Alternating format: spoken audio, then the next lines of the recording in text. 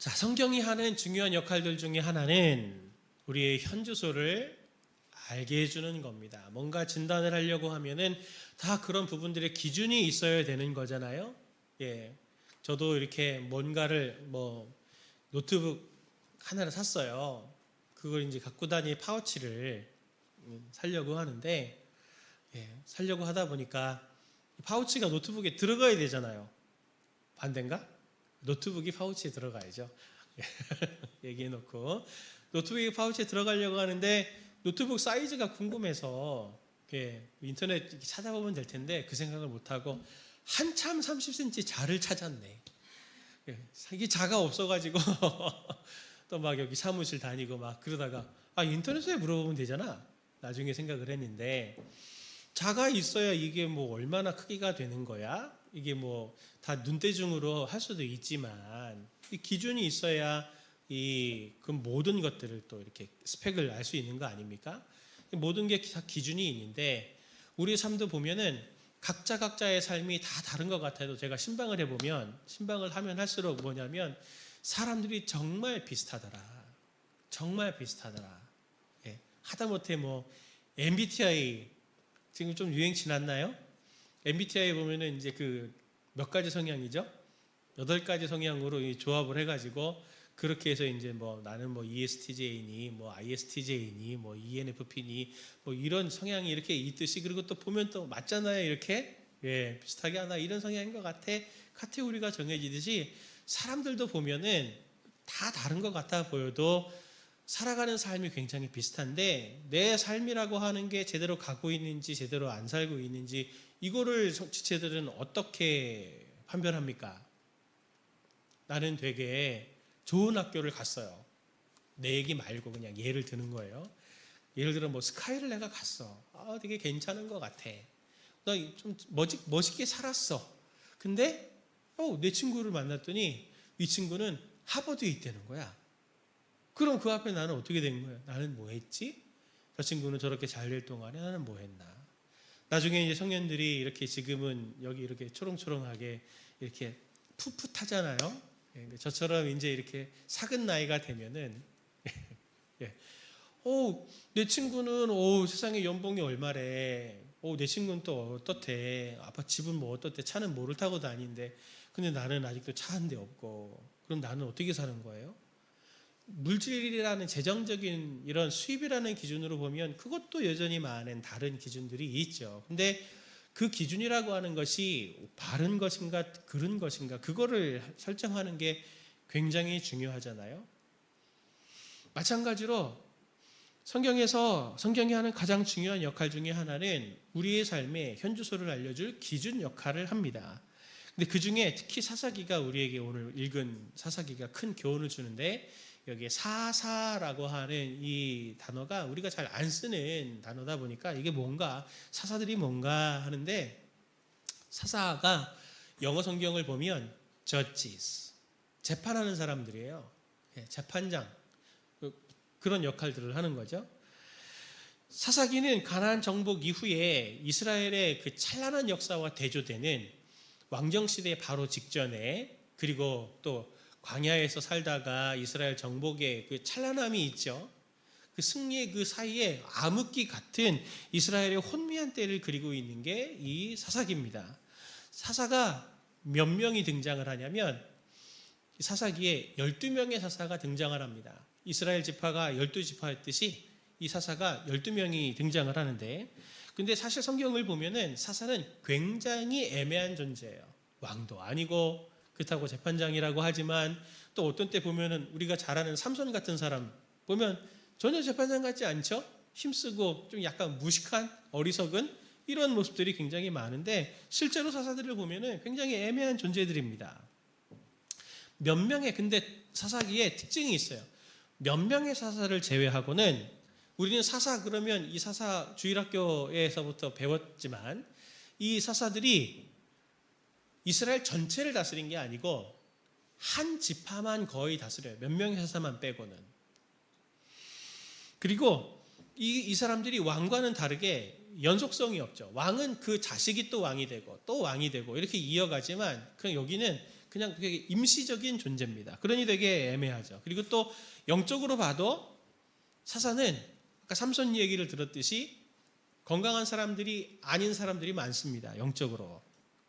오늘 본문의 앞에 13절에서 15절의 말씀 보면은 이 사사기를 쓴 사람이 이 이스라엘의 고통스러운 삶을 살게 된 원인에 대해서 설명을 해요. 그리고 하나님이 왜 사사를 보냈는지에 대한 설명을 하시는데 이유는 뭐냐면 이스라엘의 핵심적인 문제는 하나님이 이스라엘에게 율법을 주셨어요. 근데 그 율법은 사실 종교법도 있지만 생활법이 있거든요. 그러니 이거는 국법이에요. 그걸 어기면 어떻게 될까요? 서로가 괴로워지죠. 고통스러워요. 하나님이 주신 법을 어겼기 때문에 스스로가 고통당하는 삶을 이스라엘이 살아가게 되었다. 그래서 하나님이 그 기준을 잡아주려고 그들을 인도하려고 사사라는 존재를 세운 겁니다. 사사기의 그림을 보면은 크게 보면은 이 그림이 있어요. 이게 순환의 구조가 있어요. 순환의 구조. 이스라엘의 이 사사기에는 자, 제일 먼저 무엇으로 시작하냐면 이스라엘이 하나님의 법을 어기고 하나님을 떠나요. 그럼 어떤 일이 생기냐면 두 번째로 고통을 당하죠. 고통을 당합니다. 근데 그 고통이 어떤 고통이냐면 다른 나라가 쳐들어와요. 그래서 그 사람들을 압제하고 그 사람들이 농사 다 지어놔서 추수할 때가 되면은 막 미디안 같은 사람들이 와가지고 농사 지은 거를 다 뺏어가는 거야. 수고를 했는데 열매를 내 것으로 취하지 못하는 그런 상황들이 생기죠. 고통스러워요. 그러면 이스라엘 사람들이 너무 고통스러워서 신음하면 하나님이 그들을 불쌍히 여겨서 사사를 보내줘요. 세 번째로. 그럼 사사를 보내주면 어떻게 될까요? 다시 평안해지죠. 나라가 평안해지면 그 다음에 어떻게 되냐면 이스라엘이 다시 또 하나님의 말씀을 떠나게 되는 이 그림. 그래서 이 5가지가 반복이 돼요. 계속 서큘레이션. 계속 반복되는데 몇 번 반복이 될까요? 똑똑한 친구들은 알 텐데. 사사가 몇 명이라고 그랬어요? 그렇죠. 12번 반복된다. 아니 몇 번을 해봐야 알 거야. 몇 번을 해봐야 알 거냐고요. 우린 여기서 질문할 수 있어요. 사사가 뭐냐? 불완전한 이스라엘을 위해서 하나님이 그들을 구원하기 위해서 보낸 존재가 사사입니다. 18절의 말씀 보면 이렇게 말하죠. 여호와께서 그들을 위하여 사사들을 세우실 때에는 그 사사와 함께 계셨고 그 사사가 사는 날 동안에는 여호와께서 그들을 대적의 손에서 구원하셨으니 하나님은 사사들을 통해서 이스라엘을 그들의 대적들, 고통들로부터 건져주시기를 원하셨어요. 그래서 사사라고 하는 존재가 갖고 있는 의미는 사사가 있다라고 하는 것은 하나님이 지금 저 사사를 통해서 우리를 다스리고 계시다고 하는 것을 의미합니다. 우리가 앞에서도 봤듯이 이 사사들은 변변치 못한 존재예요. 대표적인 예로 들면 왼손잡이 에훗이라는 사람은 왼손잡이거든요.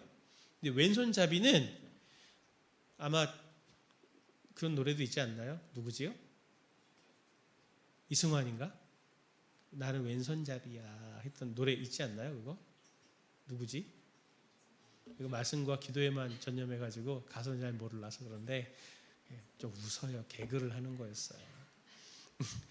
왼손잡이 저만 하더라도 왼손잡이는 혼났어요. 밥 먹을 때 왼손 밥 먹는다 그러면 혼나가지고 막 어떤 분은 막 이렇게 묶어놓고 막 그랬어요. 오른손으로만 밥 먹어라. 복 나간다. 막 미신인데 지금은 그러지 않죠. 근데 이때 당시만 하더라도 왼손잡이는 진짜로 부정한 사람 거의 준하는 좋지 않은 사람이었어요. 근데 전승에 의하면 왼손잡이 에훗이 왜 왼손잡이였냐면 오른손이 기형이었을 거다. 그렇게 전승으로 보는 사람들이 있습니다.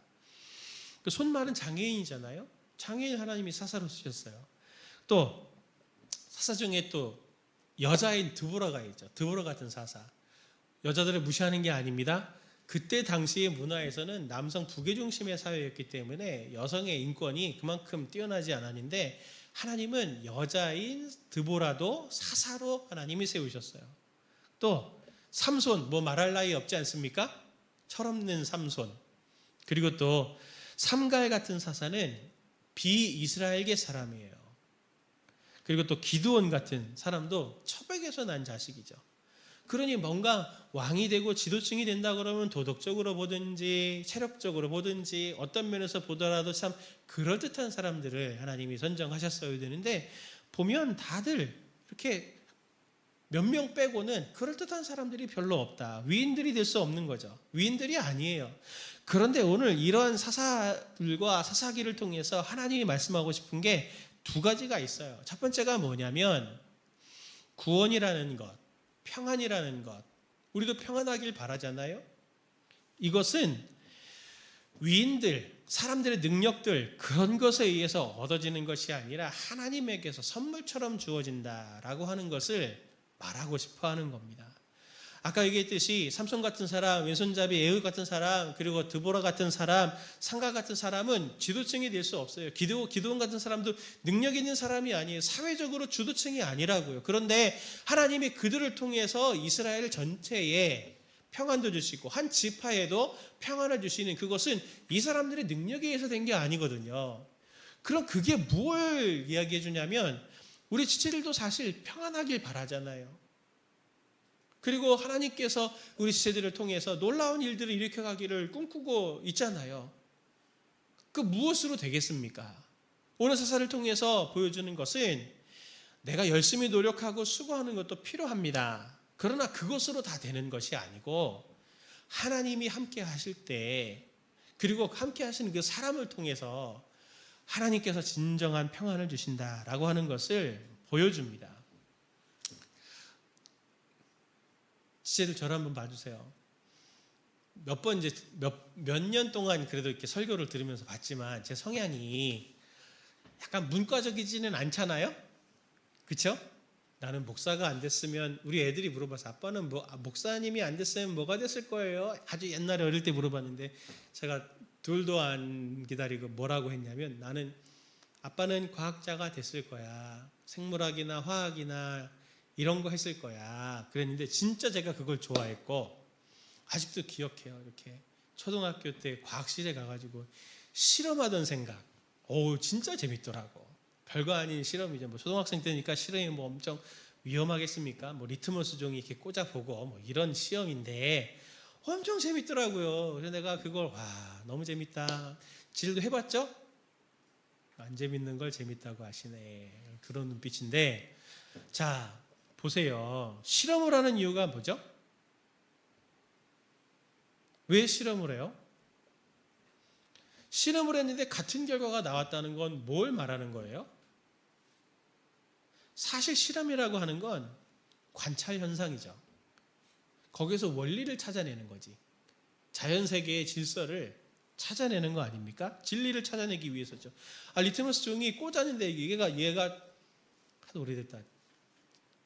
무슨 색이죠? 보라색이 나왔는데 어느 날은 보라색이 아니고 노란색이 나왔어. 초록색이 나왔어. 그러면 그거 안 되는 거잖아. 항상 꽂았는데 보라색이 나오면 계속 꽂아도 보라색이 나와야 얘는 이게 맞다. 원리가 맞다. 이렇게 되는 거잖아요. 근데 아니라고 우기면 어떻게 돼? 아니야.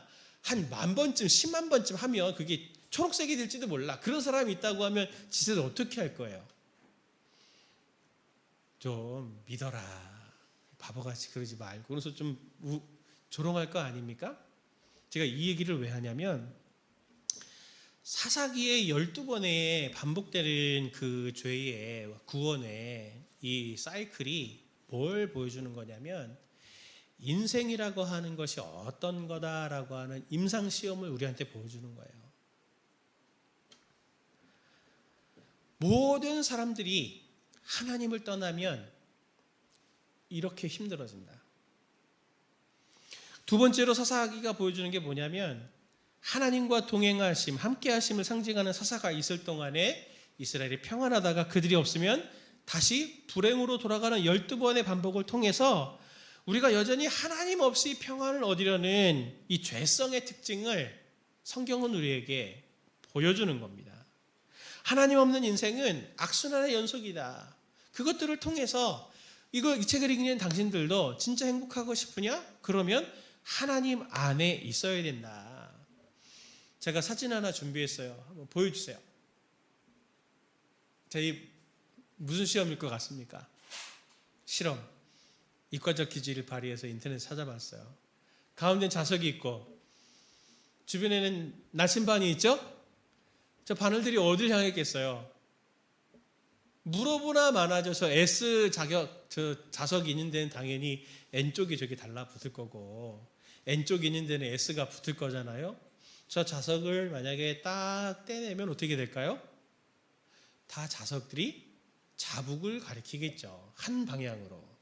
자석이 가까이 가면 자석의 저 자력에 따라서 바늘들이 확 이렇게 맞춰질 거잖아요. 우리가 저거 너무 비슷해요. 우리 인간이라고 하는 존재가 저 실험과 너무 비슷하다는 거예요. 우리는 죄나 하나님을 선을 선택할 수 있는 입장이 아닙니다. 우리가 내가 막 이렇게 선택할 수 있고 잘 살아가고 항상 선을 잘 선택할 수 열심히 살면 내가 그렇게 선을 향해 선택할 수 있을 것 같지만 그렇지 않아요. 로마서 3장 10절 말씀은 이렇게 말하죠. 같이 한번 읽어볼까요? 시작. 기록된 바 의인은 없나니 세 번역으로 제가 했군요. 같이 보죠. 시작. 성경에 이렇게 기록되어 있습니다. 의인은 없다. 한 사람도 없다. 깨닫는 사람도 없고 하나님을 찾는 사람도 없다. 모두가 곁길로 빠져서 쓸모가 없게 되었다. 선한 일을 하는 사람은 없다. 한 사람도 없다. 그들의 목구멍은 열린 무덤이다. 혀는 사람을 속인다. 입술에는 독사의 독이 있다. 그렇죠? 또 읽어볼까요? 시작. 입에는 저주와 독설이 가득 찼다. 발은 피 흘리는 발에 빠르며 그들이 가는 길에는 파멸과 비참함이 있다. 그들은 평화의 길을 알지 못한다. 그들의 눈에는 하나님을 두려워하는 빛이 없다. 맨 마지막 구절만 빼놓고 한번 앞에 나오는 구절들 생각해 보세요. 우리 주변에서 계속 보는 거 아니에요? 저렇게 예쁘고 저렇게 잘생긴 친구가 자매가 어떻게 저렇게 독설을 품을 수 있을까? 저 여러 번 저는 그거 경험한 적이 있습니다.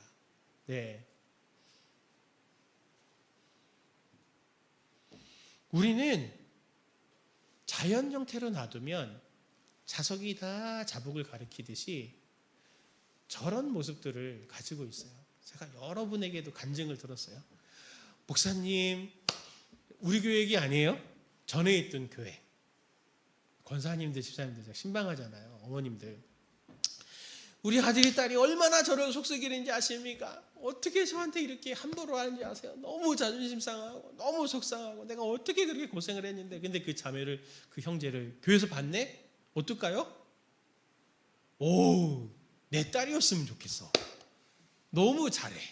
봉사도 잘하고 너무 믿음도 좋고 잘 섬기는데 세상에 엄마 얘기를 들어보면 이런 악당이 없네. 이런 폐륜아가 없고 와 세상에 어떻게 이럴까. 그런데 저도 그런 아들이었고 저를 비롯해서 모든 사람은 다 가만히 두면 죄로 향해서 저렇게 갈 수밖에 없는 게 우리예요. 그래서 제대로 된 삶의 방향으로 가려면 교정이 일어나야 되듯이 우리에게 저 자석과 같은 예수 그리스도를 가까이 하고 하나님께 가까이 붙는 것 외에는 우리는 이 사사기에서 보여주는 죄의 악순환, 고통의 악순환에 그대로 빠질 수밖에 없다라고 하는 걸 지체들이 꼭 잊지 마세요. 그래서 갈라디아서 5장 16절의 말씀은 이렇게 말하죠. 같이 함께 볼까요? 이것도 세 번역으로 봅니다. 같이 봅니다. 시작. 내가 또 말합니다. 여러분은 성령께서 인도하여 주시는 대로 살아가십시오. 그러면 육체의 욕망을 채우려 하지 않을 것입니다. 육체의 욕망은 성령을 거스르고 성령이 바라시는 것은 육체를 거스릅니다. 이 둘이 서로 적대 관계에 있으므로 여러분은 자기가 원하는 일을 할 수 없게 됩니다. 아멘.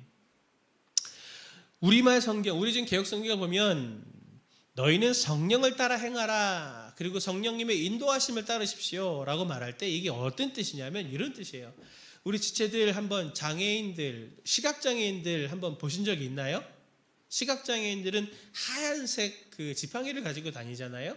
혼자 다닐 때는 그렇게 다니지만 시각장애인들을 인도해주는 사람들이 있습니다. 저도 그런 분들을 봤는데 시각장애인들을 인도할 때 시각장애인과 인도해주시는 분들은 어떻게 하냐면 인도자는 이렇게 딱 해요.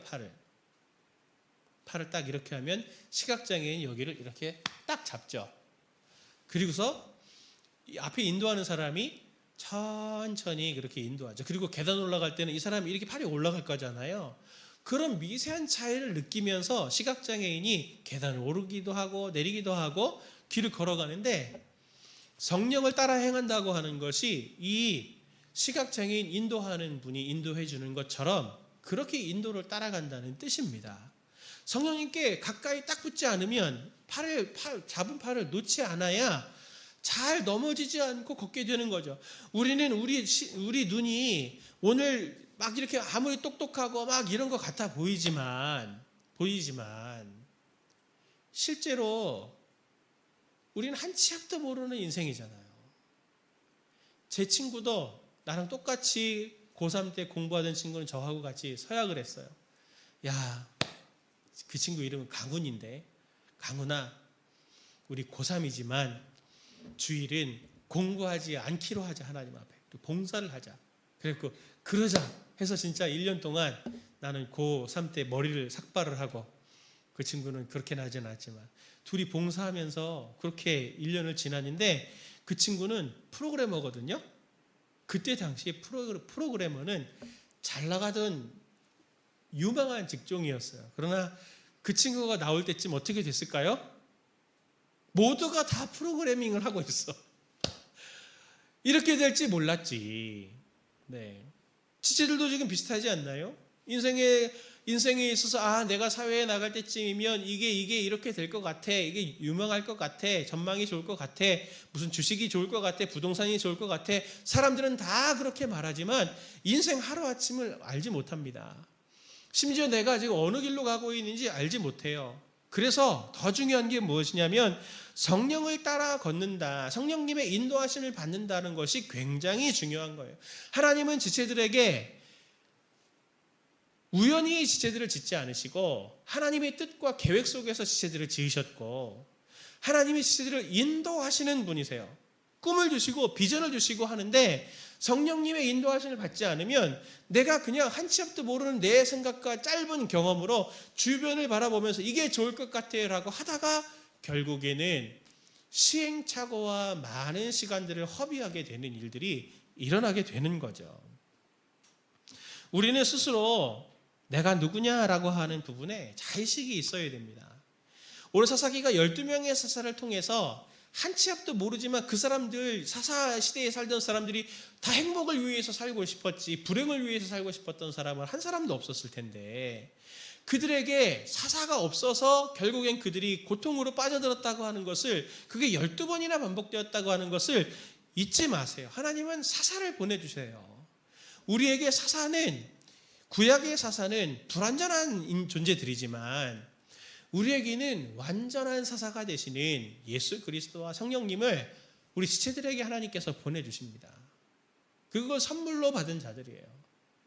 그래서 꼭 예수님께 가까이 붙어 있고, 인생의 삶의 자리에서 중요한 결정을 해야 되거나 불안하거나 염려가 생길 때 내 앞에 계시는 예수님을, 사사를 반드시 가까이 붙어서 잡아서 그분의 인도를 따라가려고 하십시오. 그러면 반드시 내 계획대로는 안 될지 몰라도 하나님이 주시는 새로운 평강의 길들을, 그리고 내가 계획했던 것보다 더 좋은 것들을 하나님께서 선물처럼 주시는 삶을 누리게 될 겁니다. 꼭 오늘 말씀 생각하면서 성령님을 가까이 따라 순종하는 우리 청년 지체들 되길 예수님의 이름으로 축원을 드립니다.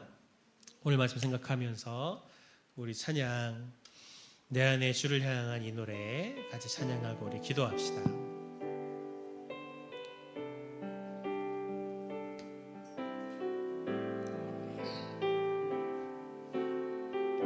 내 안에 주를 향한 이 노래, 내 안에 주를 향한 이 노래, 영원한 노래 있으니 날 향한 주님의 크신 사랑 영원히 찬양하리라. 십자가 그 사랑 찬양하리,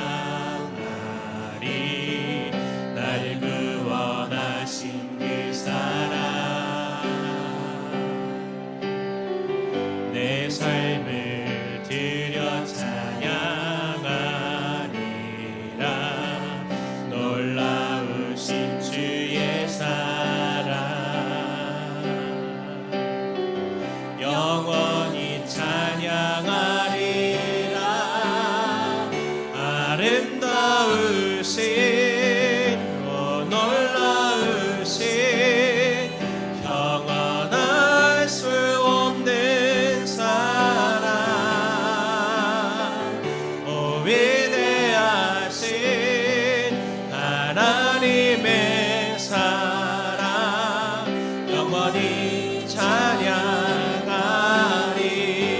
내 안에 주를 향한 내 안에 주를 향한 이 노래 영원한 노래 있으니 날 향한 주님의 크신 사랑 영원히 찬양하리라.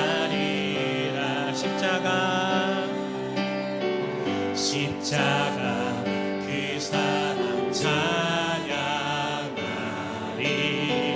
날 구원하신 그 사랑 내 삶을 드려 찬양하리라. 놀라우신 주의 사랑 영원히 찬양하리라. 영원히 찬양하리라.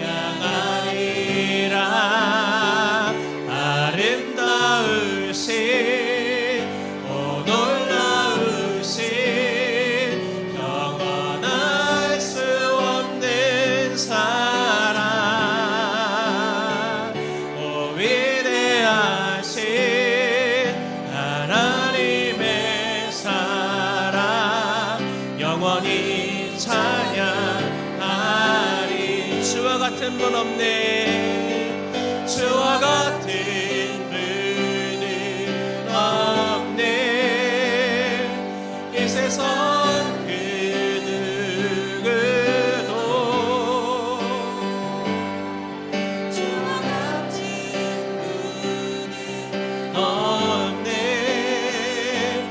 누구도 비길 수 없. 주와 같은 분 없네. 주와 같은 분은 없네. 이 세상 그 누구도 주와 같은 분은 없네.